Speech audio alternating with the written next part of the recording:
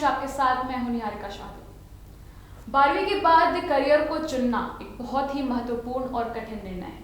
आज छात्रों के सामने करियर के चुनाव के लिए अच्छे विकल्प तो मौजूद हैं, लेकिन उनमें से कौन सा विकल्प उनके लिए सही है, ये तय कर पाना उनके लिए परेशानी बन जाता है।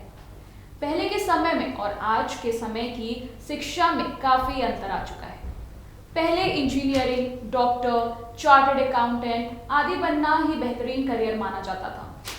अब graphic designer, blogger, photographer, fashion designer जैसे करियर ऑप्शंस इस लिस्ट में जुड़ गए हैं। यानी कि देखा जाए तो आज के करियर को चुनना ज्यादा मुश्किल नहीं, बस अपने करियर को चुनने का सही तरीका पता होना चाहिए। जैसे 12वीं के बाद क्या कई स्टूडेंट्स पहले से ही अपने करियर को तय कर लेते हैं, लेकिन कुछ इसी सवाल में उलझे रहते हैं कि 12वीं के बाद क्या करें।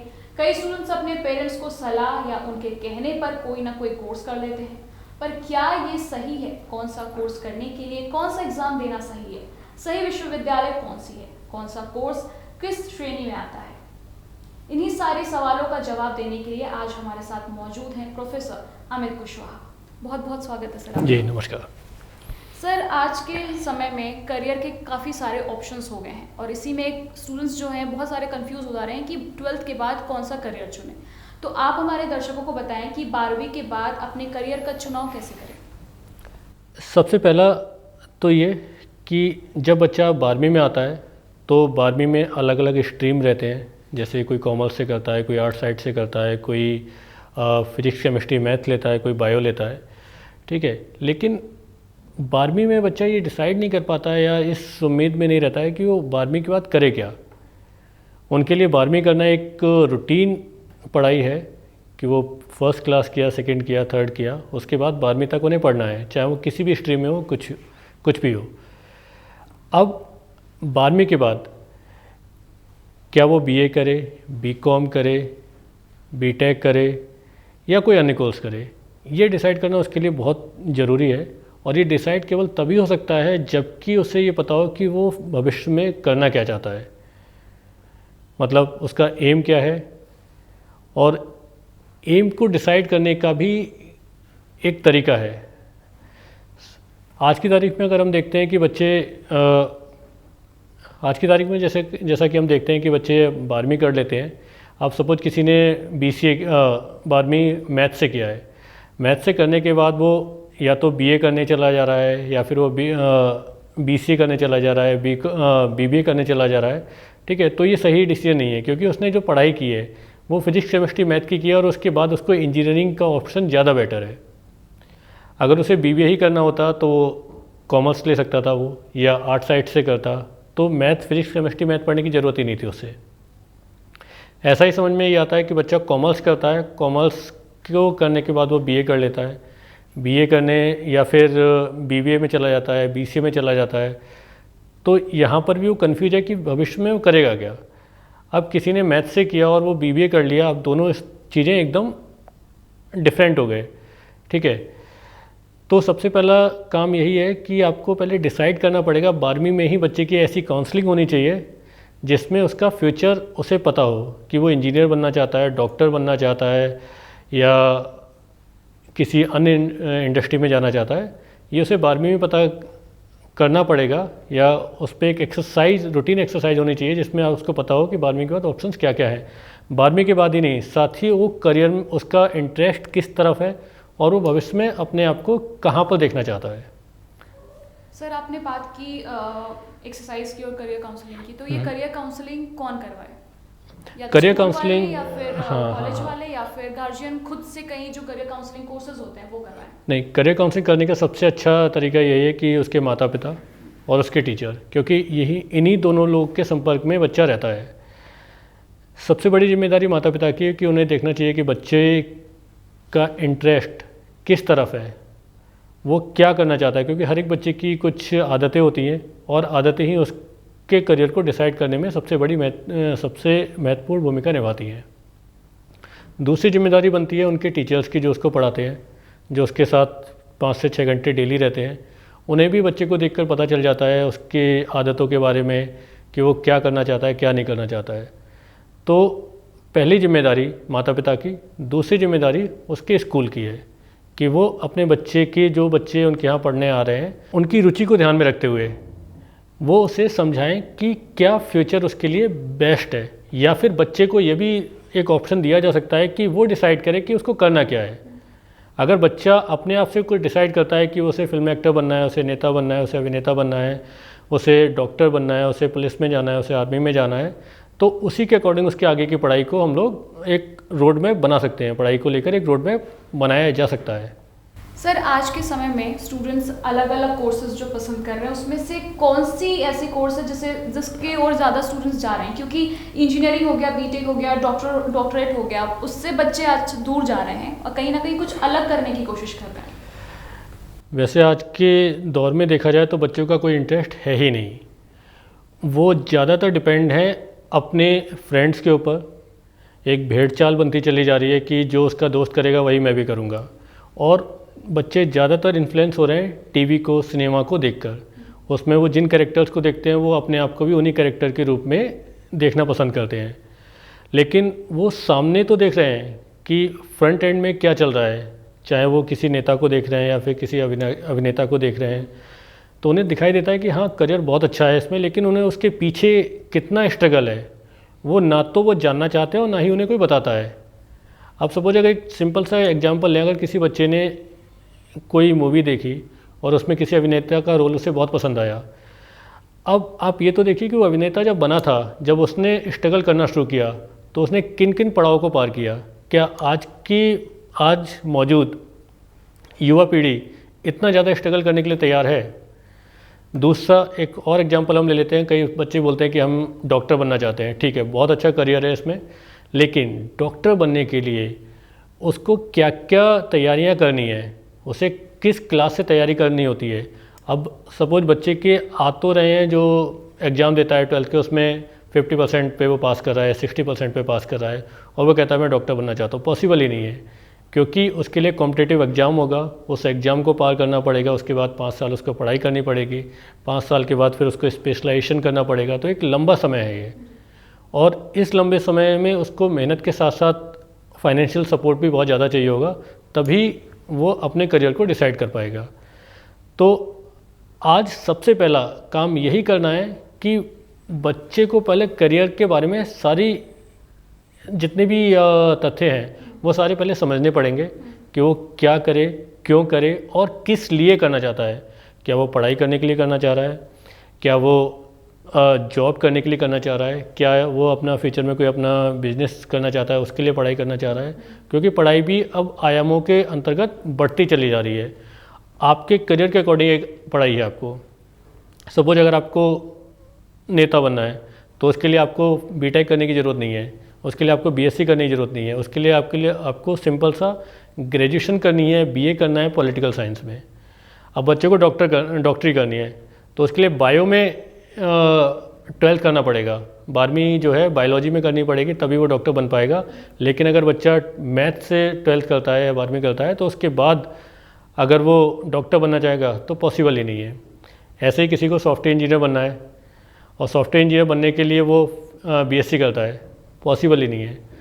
तो अगर सॉफ्टवेयर में अगर वो जाना चाहता है, कंप्यूटर लाइन में वो जाना चाहता है, तो उसे बीसीए या फिर बीटेक इन कंप्यूटर साइंस या फिर इंफॉर्मेशन टेक्नोलॉजी में ज्वाइन करना पड़ेगा, तभी वो अपने करियर को डिसाइड करेगा। अदरवाइज वो केवल और केवल अपना टाइम पास कर रहा है, अपना पैसा ख़राब कर रहा है, उसको ना तो ढंग की जॉब मिलेगी और ना ही वो करियर में कुछ प्राप्त कर पाएगा। सर, आपने बोला कि दोस्तों के कहने पर या फिर पेरेंट्स के कहने पर वो करियर चूज़ कर रहे हैं, तो ऐसी आज के बच्चों में ऐसी क्या कमी हो गई है या क्या रीज़न ऐसा आ गया है कि उन्हें दूसरों को देखकर करियर डिसाइड करना पड़ रहा है, वो खुद अपना करियर डिसाइड नहीं कर सकते हैं? उसके पीछे सबसे जो मेन रीज़न है वो यही है कि बच्चा पढ़ना ही नहीं चाहता है। ठीक है, पढ़ना नहीं चाहता, इसका मतलब ये हुआ कि वो केवल पढ़ाई कर रहा है अपने एग्ज़ाम को क्वालिफाई करने के लिए। उसे अगर 12वीं के परीक्षा देनी है तो उसमें कितना सिलेबस आना है, बस उसका फोकस केवल और केवल सिलेबस पे है, वो इसके अलावा कहीं जाना ही नहीं चाहता। ठीक है, अब उसने पूरा अपनी जो भी पढ़ाई की है वो केवल एक एग्ज़ाम को फोकस करके अपनी पढ़ाई की। अब ना तो उसको कुछ अलग से पता है, ना वो पता करना चाहता है। स्कूल में जो लोग उन्हें पढ़ा रहे हैं, जो उसके टीचर्स हैं, वो भी केवल एग्ज़ाम को फोकस करते हैं कि एग्ज़ाम में क्या क्या सिलेबस आना चाहिए, आपको क्या क्या स्पेसिफिक पढ़ना है, वो पूरा सिलेबस पढ़ने की बात ही नहीं करते हैं। वो केवल स्पेसिफिक पढ़ते हैं ताकि एग्ज़ाम क्वालिफाई हो जाए और एग्ज़ाम में अच्छे नंबर आ जाएं। इसीलिए बच्चे कर क्या रहे हैं कि वो केवल रटते हैं, वो रटने की ही विद्या जानते हैं, उसके अलावा वो किसी दूसरे मतलब एक होता है कि नॉलेज के लिए हम लोग पढ़ाई कर रहे हैं। आज की तारीख में बच्चे को कोई भी अगर क्वेश्चन का आंसर चाहिए तो सीधा गूगल पे जाता है और स्पेसिफिक क्वेश्चन का आंसर उसको मिल जाता है। एक हमारे पूर्वजों ने, हमारे बुजुर्गों ने हमारी किताबों में लिखा हुआ है कि अस्तोमा ज्योतिर्गमय, मीन्स आपको अंधकार से प्रकाश की तरफ जाना है, यानी कि आपको जो चीज़ें आप नहीं जानते हो उनके लिए पढ़ाई करना है। आज का दौर यह है कि आप प्रकाश में तो ऑलरेडी हो ही, आपको अंधकार में क्या क्या चीज़ें छुपी हैं उनको जानने की ज़रूरत है। जैसे पहले अगर मुझे किसी भी क्वेश्चन का आंसर, अगर कोई मुझसे प्रश्न पूछा जाता था, चाहे वो मेरे सिलेबस में होता था, चाहे वो मेरे कोई रिलेटिव या मेरा सराउंडिंग में कोई करता था, तो हम उसको ढूंढने की कोशिश करते थे। अब सपोज एक एग्जांपल ले लें कि एक हिंदी की किताब है और उसमें पूछा जाए कबीरदास जी का दोहा कौन से, मतलब कबीरदास जी ने कौन कौन से दोहे गए, तो उसके लिए कबीरदास जी को पूरा उसे पढ़ना पड़ेगा। लेकिन अभी क्या हो रहा है, अगर उसे कबीरदास जी का दोहा करना है तो गूगल पे जाएगा और दोहा ऑफ कबीरदास लिखेगा और केवल कबीरदास जी के दोहे आ जाएंगे। और जब वो किताब में सर्च करेगा तो उसे कबीरदास भी मिलेंगे, उसे रहीम भी मिलेंगे, बाकी दूसरे ऑथर भी मिलेंगे। तो सारी चीज़ें, यानी कि उसने एक क्वेश्चन ढूंढने गया था, एक आंसर ढूंढने गया था और उसके बाद में उसको 10 आंसर और मिल गए। अब क्या हो गया, अब जितना पूछोगे उतना ही जवाब मिलेगा। तो पहले की जो पढ़ाई थी, पहले के जो लोग थे, उनके पास इन्फॉर्मेशन होती थी और इन्फॉर्मेशन हर एक एरा में रहती थी, मतलब उसकी जो सराउंडिंग थी उसके चारों तरफ उसको पता था। आज की तारीख में क्या हो गया कि स्पेसिफिक हो गया, आपने 1+1 ही पढ़ा बस, उसके अलावा आपने ना तो कुछ और पढ़ा, ना आपने पढ़ने की कोशिश की, क्योंकि जो आपको आंसर्स मिल रहे हैं वो स्पेसिफिक टॉपिक पर ही मिल रहे हैं।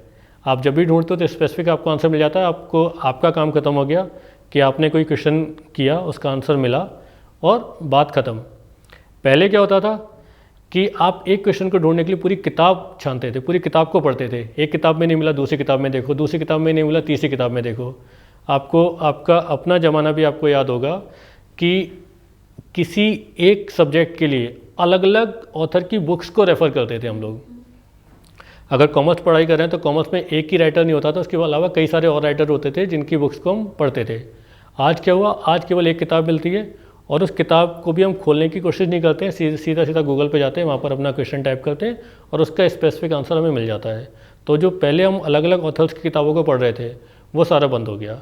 और जब ये चीज़ें बंद हो गई तो बच्चा केवल बाहरी सराउंडिंग में से जो दिखाई देता है उसके अकॉर्डिंग अपने आप को ढालना चाहता है, उनकी तरह अपने आप को महसूस करता है और यही वजह है कि वो करियर ओरिएंटेड हो ही नहीं रहा है।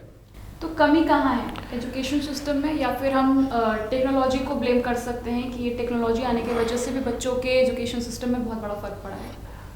नहीं, कमी टेक्नोलॉजी को देखो हम ब्लेम तो नहीं कर सकते, क्योंकि टेक्नोलॉजी ने कई सारी हमारी जो कठिनाइयाँ थी उनको बहुत अच्छा किया है, ठीक है, बहुत हेल्प की है। लेकिन टेक्नोलॉजी कब बच्चे को दी जाए ये भी डिपेंड करता है। अगर हम टेक्नोलॉजी बहुत स्टार्टिंग में बच्चे को दे दें, अगर हम कैलकुलेटर बच्चे को थमा दें तो वो कभी जोड़ने की कोशिश ही नहीं करेगा। कैलकुलेटर तो नहीं सर, आज के तो बच्चे बड़े नहीं हुए कि फ़ोन हाथ में है। यही वजह है कि उन्हें ना तो आज की तारीख में टेबल्स याद है, ठीक है, ना उन्हें हिंदी की गिनतियाँ याद है, ना इंग्लिश की गिनतियाँ याद है, ना उन्हें स्पेसिफिक कुछ वो, जैसे हम लोगों को बहुत सारी चीज़ें पता रहती, मेमोराइज करने की कोशिश करते थे हम, तो मेंटली जो एबिलिटी है वो भी कम होती चली जा रही है। उन्हें कुछ भी चाहिए होता है तो वो गूगल पे या किसी दूसरे सर्च इंजन पे जाकर ढूंढ लाते हैं। तो उससे क्या, उसको एक तो पढ़ने की आदत ख़त्म हो गई बच्चे की, ठीक है, पढ़ने की आदत के साथ साथ जो एक ब्रेन की एक्सरसाइज होती थी वो भी बिल्कुल पूरी तरीके से ख़त्म हो गया और ब्रेन ने काम करना ही बंद कर दिया। अब वो उतना ही पोर्शन काम कर रहा है जितना पोर्शन सामने दिखाई दे रहा है, ठीक है। तो हमें टेक्नोलॉजी को भी एक टाइम देना चाहिए कि बच्चे की इस एज में जाके उसको टेक्नोलॉजी दी जाए। और साथ ही अगर बहुत मजबूरी है, अब जैसे आज की जो पेंडेमिक सिचुएशन है उसमें चाहे वो छोटा बच्चा है चाहे वो बड़ा बच्चा है, उसको हमें टेक्नोलॉजी के साथ देना ही पड़ेगा, क्योंकि वही एक जरिए रह गया पढ़ाई करने का, दूसरी चीज़ों को देखने का। अब हमें ये भी देखना पड़ेगा कि ऐसा तो नहीं कि बच्चा पूरे दिन मोबाइल में लगा हुआ है या पूरे दिन टैबलेट में या लैपटॉप में ही काम कर रहा है।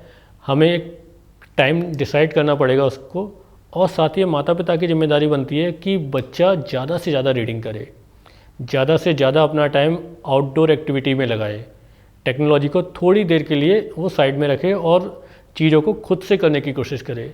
क्योंकि अगर हर एक चीज़ वो टेक्नोलॉजी के साथ अगर करेगा तो जो उसकी एबिलिटी है वो कम होती चली जाएगी। उसको आज की तारीख में आप देखिए कि बच्चे को लिखना नहीं आता है, ठीक है, वो कुछ कंटेंट लिख नहीं पाता, उसकी हैंड राइटिंग बिल्कुल अच्छी नहीं है, उसे कुछ भी बोलो तो सीधे मोबाइल पे टाइप करके या लैपटॉप में टाइप करके दे रहा है। तो ये जिम्मेदारी हमारे माता पिता और टीचर्स दोनों की है कि भाई आपको अगर मैं होमवर्क दे रहा हूँ तो वो होमवर्क कॉपी पर ही होना चाहिए, ना कि आप टाइप करके मुझे सेंड कर दो, ठीक है। दूसरा, आपको जो होमवर्क दिया जा रहा है वो होमवर्क आपकी किताब में से होना चाहिए, ना कि गूगल की लैंग्वेज में होना चाहिए। तो ये चीज़ें हमारे माता पिता को भी देखनी पड़ेंगी और हमारे टीचर्स को भी देखनी पड़ेंगी, तभी जाकर बच्चों के अंदर एक एबिलिटी डेवलप हो पाएगी और वो समाज के साथ चल पाएंगे। जी, बहुत बहुत धन्यवाद सर। जैसे कि प्रोफेसर साहब ने कहा कि बच्चों की बढ़ने में और उनकी एजुकेशन सिस्टम में गार्जियन से लेकर, एजुकेशन से लेकर, और सबसे बड़ा अगर हम बात करें तो पेरेंट्स का ही कहीं ना कहीं रोल बहुत ज़रूरी है। उम्मीद करते हैं कि आज के हमारे शो में आपको आपके प्रश्नों के उत्तर मिले होंगे। ऐसे ही शोज़ के लिए बने रहे हमारे यानी द लोकमंच के साथ। अगर आपको हमारी वीडियोस पसंद आ रही है तो लाइक करें, ज़्यादा से ज़्यादा शेयर करें और चैनल को सब्सक्राइब करना ना भूलें।